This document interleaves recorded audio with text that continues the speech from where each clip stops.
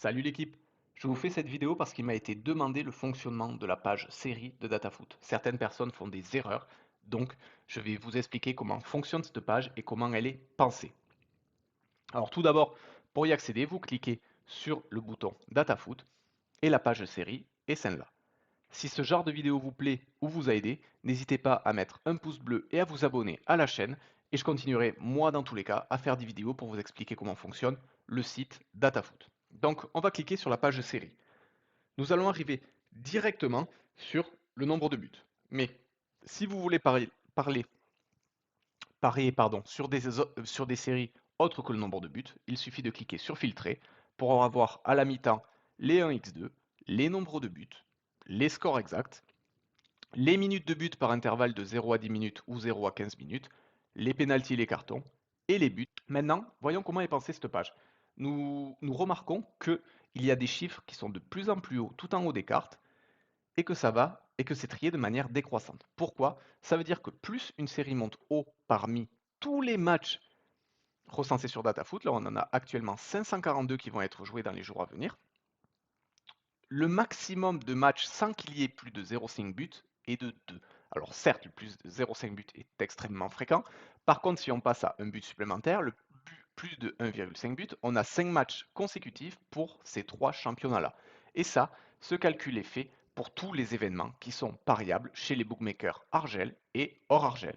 Par exemple, si on prend un autre exemple, les deux équipes marquent, qui est extrêmement parier, nous pouvons voir que cette équipe à l'extérieur au Japon est sur 10 matchs consécutifs sans qu'il y ait de BTTS ou Standard Liège au, en Belgique et sur 7 matchs consécutifs sans BTTS. Et la manière de penser du coup pour jouer cette page, c'est se dire ok, les séries montent de plus en plus haut, à partir de quel moment j'estime qu'elle est suffisamment élevée pour que je joue le contraire. Ça veut dire que ça fait 7 fois, là je vais prendre cet exemple, ça fait 7 fois consécutives que pour le Standard Liège, il n'y a pas BTTS. Vous le regardez, depuis le début du championnat, il y a 0-0, 1-0, 0-0, 1-0, 1-0, 2-0, 0-2.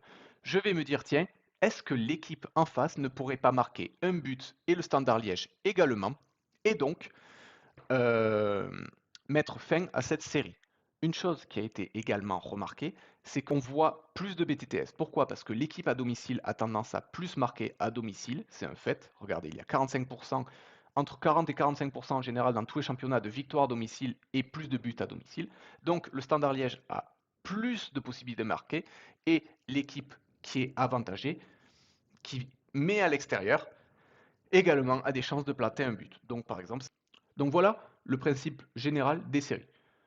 Après, plus une série monte haut, plus il est difficile de détecter une fin de série. Et donc cette méthode sera plus propice pour les séries ayant des petites cotes. Et je vais prendre un autre exemple de la page série qu'il y a ici.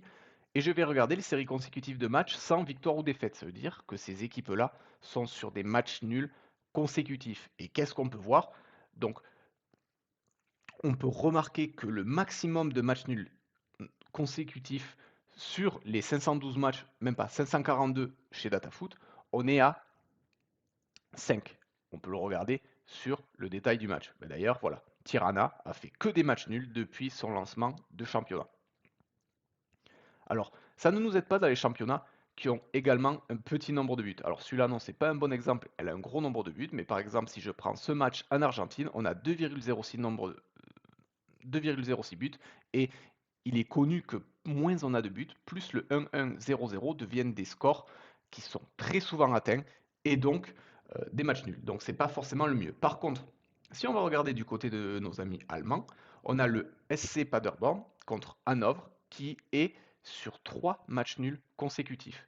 Et dans ce cas-là, on va se dire, attends, 3 matchs nuls consécutifs dans un championnat qui a en moyenne 3 buts, ça n'arrivera pas très souvent. Et donc là, on peut se dire, je vais jouer la fin de série et je vais dire qu'il y aura une victoire ou une défaite. Alors certes, la cote n'est pas énorme, elle est entre 1,20 et 1,30, mais elle se prend. Et c'est comme ça que se jouent les fins de série. Un autre exemple, ça peut être le but dans le dernier quart d'heure. La cote est généralement très élevée pour ce genre d'événement.